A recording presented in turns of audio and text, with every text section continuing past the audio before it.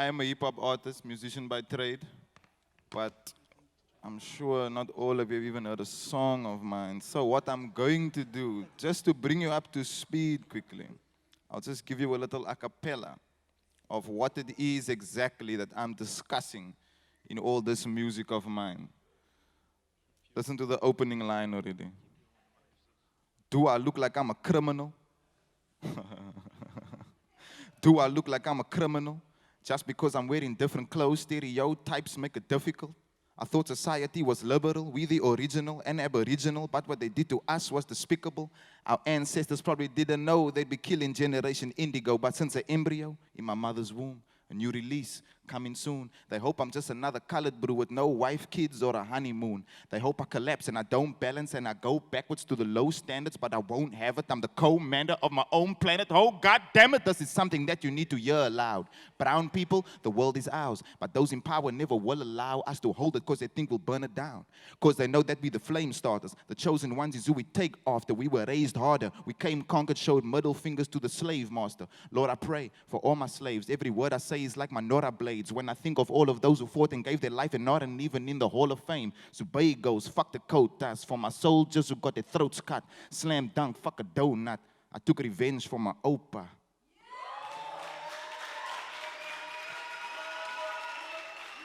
So, in a nutshell, that's who you're dealing with. You are dealing with the Y generation who is taking, quote-unquote, revenge for the X generation. And what that basically means is that our ancestors that were put through some of the most inhumane conditions in South Africa, who were extremely talented as well. I mean, shout out to DJ Foster for the story that he told, especially being that his father was also the one who inspired him. It also goes to show that the musicality and the talent that our people have has actually been coming on for years and years, and for generations it's been filtering through to us. The sad part is that they never got a chance to really, how one could say, profit off the talent like we are. Because look at us now, maybe we dress nice, we got social media, we got followers, we got fans, we're doing shows, we're starting our own clothing brands and our own companies at a young age. At a young age. And we must be grateful for that. We must actually be very mindful of how lucky we are, because a few years ago, this was not possible. So I'm always very conscious of the fact I have a big responsibility, especially being that I'm speaking on behalf of an entire demographic of people. Now, it shouldn't only be me. And it's not only me. There's plenty of other rappers. There's plenty of other artists out there. You're just not hearing about them. And this is the conversation. This is the Cape Townian syndrome, it seems. Because Cape Town contains everything.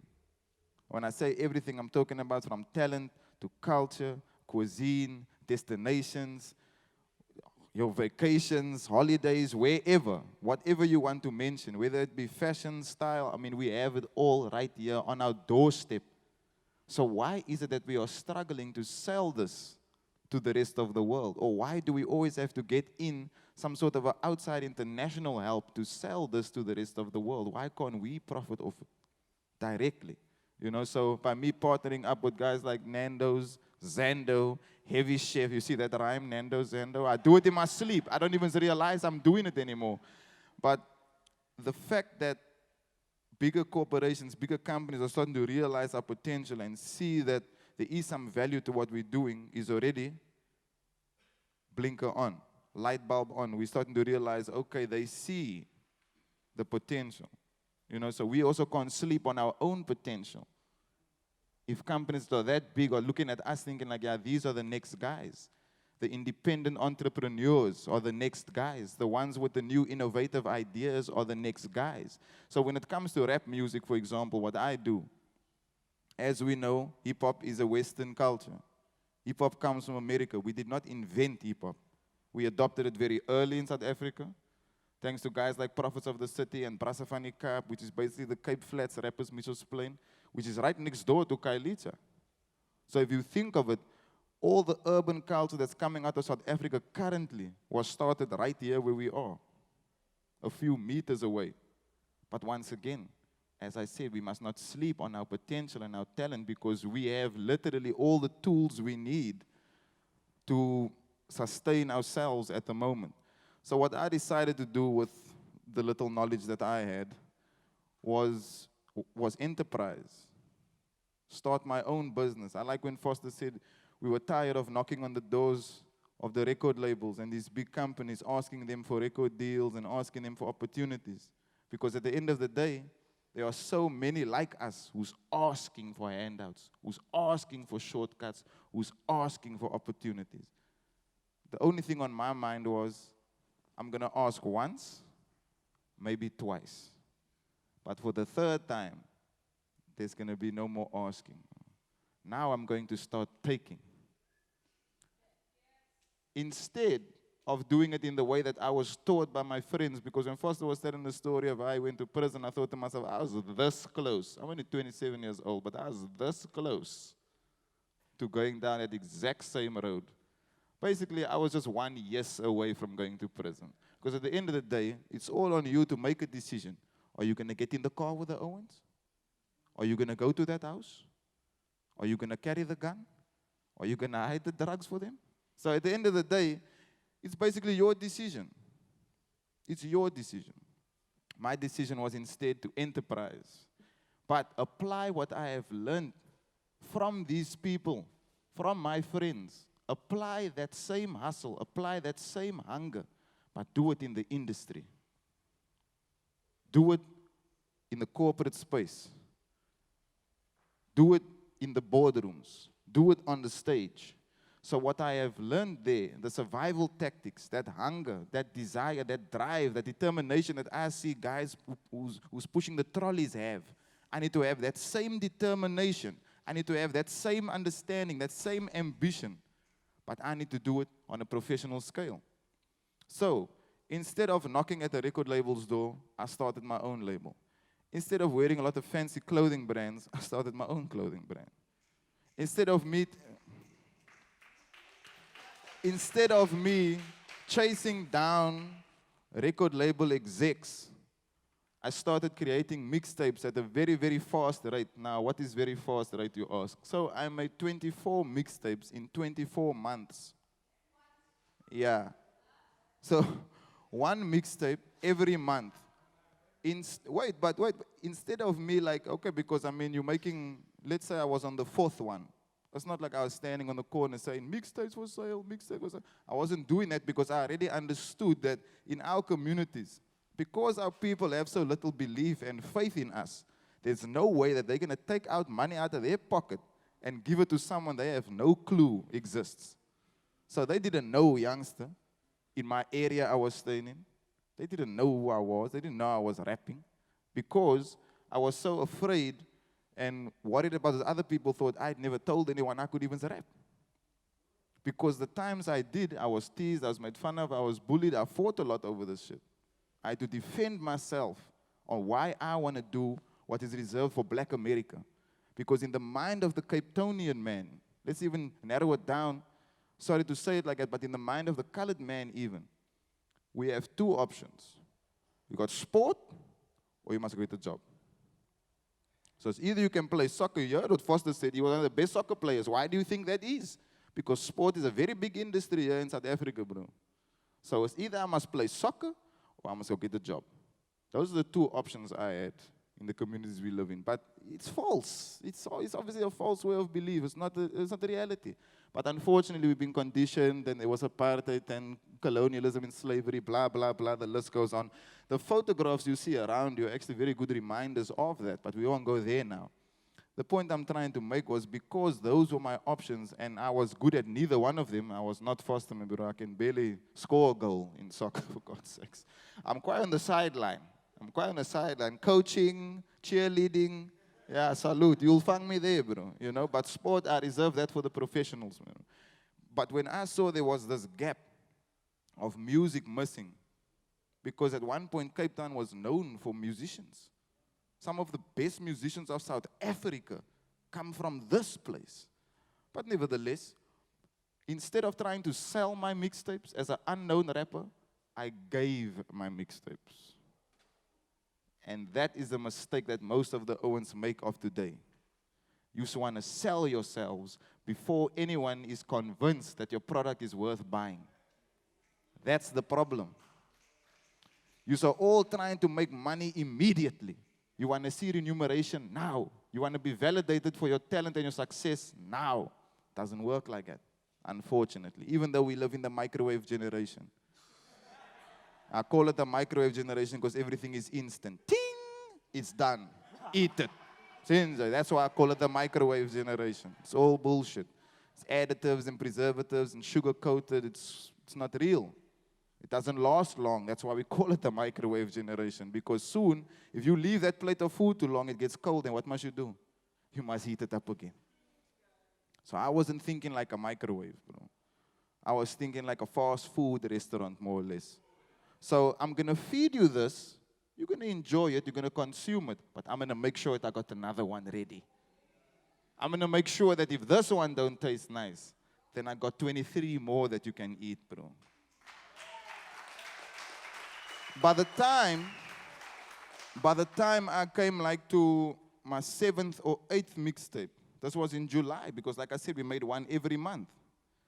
So my partner's at the back there, you'll see him with the glasses on, standing like a security guard. He looks at me one day, we're in the studio, I'm 18 years old, just matriculated. He looks at me in the studio and he says, you know, I've been seeing you come here for the past few months now. Have you ever counted how many mixtapes you have? Like, do you know how many mixtapes you have? I said, you know, I actually didn't do that. Yeah, let's count it up. So we start counting. We say 1, 2, 3, 4. And we come to a total of 7. And he says, yo, it's only July and you have 7 mixtapes. And I say to myself, 7 mixtapes in July? I say, yo, that means I made one every month. And he's like, yeah. I say, just imagine I made 12. For the year, Mus. This was 2010. I'm like, just imagine I made 12 for the whole year. As sure as the sun will rise in December, I had 12 mixtapes.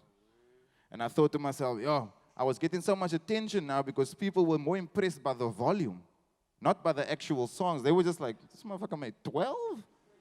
I didn't even see a number 4, man. This man is on 12 already. So basically my strategy was, if I can just generate enough attention and enough hype, a build-up around what I'm doing, then people will start to pay attention. People will start to look. Whether they got it or not, doesn't matter. The next year, 2011, I created another 12. Because I was on a roll at this point. I was like, oh no, I can't stop now. This shit's working. And in that year of 2011, I won a competition to open for Lil Wayne, when he was probably like at his peak as the biggest rapper in the world. And I had learned that mixtape tactic from this man. Because at this time as well, for those of you who don't know rap music, the mixtapes are, if I could make an example of it, when you come to a restaurant, you get your starters, your main course, your dessert. The mixtape is the starter. That's what basically introduces you to an artist in, let's say, a shorter period of time than an album would, because an album is like the body of work. This is the time when he expresses himself and unleashes all the stories from the past that you never heard of. But the mixtapes, those are like quick testers, you know, almost like in the cosmetics shops when they give you that small one, just a tst, you know. That's what a mixtape is. As I said, fast food. You consume it now, it's created now, it's very much on the spot, and you don't think too long when it comes to creating mixtapes. So when I won this competition of Lil Wayne, I performed at the Belleville Velodrome. I was 19 years old. And yeah, you can imagine the kind of pressure now that comes with, because you said you wanted it. There you go. You can have it. I'm 19 years old, and at this time I've got like a shitload of mixtapes already. And just a quick backstory of that. The organizers of the event, they ran a competition on Facebook. So they didn't really care what artist was going to win. It was a random competition, names drawn out of a hat. All you have to do is try and get the most votes on the competition. Oh, we were sending that shit to call centers. I was sending it to my mother's friends. I was like, just tell them to click there. They must just click. It's fine. You don't have to tell them what it's about. Just say they must click. So we went same way, guerrilla style. Like I said, I applied the hustle of the man pushing the trolley in the industry because that is all I knew. I only knew the street life. I only knew hustling for myself at home. That's it. That's all I knew how to do. So I just necessarily took that feeling and that determination and I applied it when I came into the music industry. So I win this competition and I arrive at the Belleville Velodrome. They don't really care that I'm there either. There's no security detail to escort me in. There's no red velvet ropes here and people cheering for me. But because I was already so well known through these mixtapes, when I had arrived, the line for Lil Wayne was like zigzagging around corners and shit. And I was like, okay, I need to get inside to obviously perform. And as I'm walking past the line, people start cheering. And I'm turning around, I'm thinking, is Lil Wayne here? Who the fuck are they? Who are they shouting for me? You know? So we get to the front of the line, and the security guard's like, no, bro. Your name's not on the list. We don't know who you are. No one's heard of you. Fuck that. So he gets on the phone. He's like, nah, wait, we need to contact these people. So he phones the guy. The guy's like, no, you guys mustn't come in the general. You must come in the back. You know what I mean? Like through the backstage. So we're like, oh, okay, shit. But now we're so far in front. We don't want to turn around and walk back because everyone's looking at us now.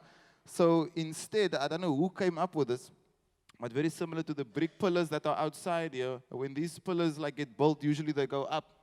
The ones that are here on the slabs at the bottom as the foundation. So those usually get built up.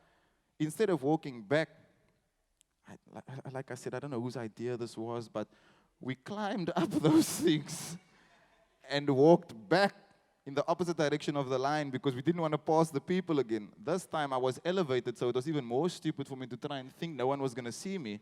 But literally the entire line then stood and looked up at us now because we were on like a little hill on these brick slabs walking backwards, and they started cheering even louder.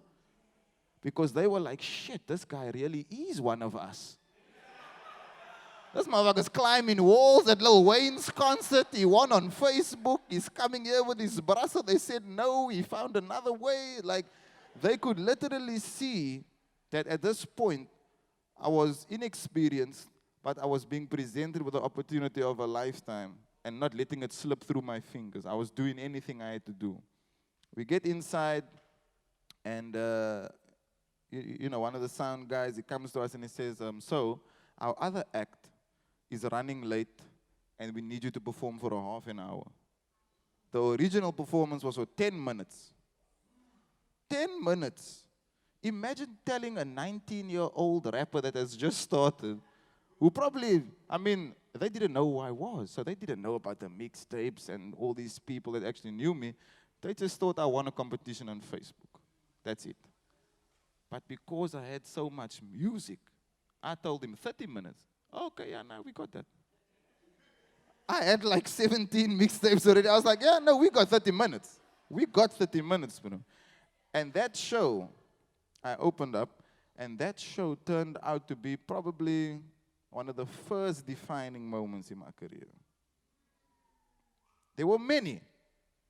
There were many up until 2019, but that one, I'm mentioning that one specifically because I see some guys in the audience, there's guys outside who are also artists themselves and musicians, so I want them to also realize that it wasn't an easy road, but when you receive that moment you've been waiting for, when they give you the platform, when they give you the mic, and you've been practicing your whole life, you've been rapping in the mirror your whole life, and you've been thinking about this your whole life, don't fumble.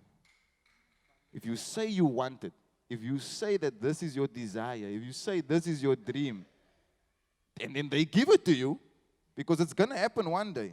If you are persistent and you persevere through the bullshit, it's going to happen one day. But when it comes, you have to be ready. You have to be ready for that moment.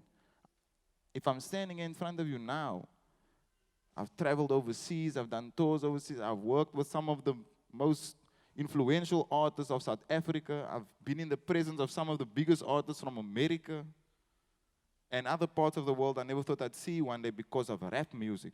But when I climbed that wall when I was 19 years old at the Belleville Velodrome at Lil Wayne's concert, there was only one thing on my mind, and that was succeed. By any means necessary. If I have to scale the fucking wall, If I have to walk back, if I have to climb the Vibercrete, I don't care. But I'm going to succeed in this. And I think that for everyone that's come on the stage now, I didn't get to see some of the other talks, but for everyone who has come on the stage, I think that's more or less the feeling and the first thought that they woke up with in the morning through those hard times. I can't imagine what it was like for Foster in prison, because this man already knew he had a father who was musically gifted. He already had a talent to play the piano, so I mean, he had it at the early age. I woke up a bit late in life, but nevertheless, I woke up. Thank you. Nevertheless, I still got out of bed. I still made the hustle happen, you know. And just because of where you're based, because of where you live, it doesn't define you. Living here is actually going to build character to the point where when you come into those boardrooms, there mustn't be any wool, any curtains they can pull over your eyes to distract you from what your initial goal was, and that was to succeed. So why make it that far just to allow someone with a suit and a tie to crush your dream? If you escaped this, if you made this, if you succeeded here, then it's obviously possible for you to succeed in any sphere of life. So, if there's anything you take away from this talk that I've had with you today, know that your circumstances do not define you at all. You can be privileged, you can be poor. But I've seen people in privilege live with little to nothing and only be, you know, fed by their parents or by the trust fund or whatever. And I've seen Owens as poor turn that into mansions and multiple cars. Not saying that it's about materialism, but at the end of the day, we all want to live comfortably, we want to provide for our families, and we want to live the life that we had obviously always dreamed of and saw. But we want to do it through what we naturally have, our natural gift, our natural ability. God has given us all something to go forward with in life. None of us, trust me, no one here has no talent. It's not possible. No one was created by accident. We all have something to offer the world, to give the world.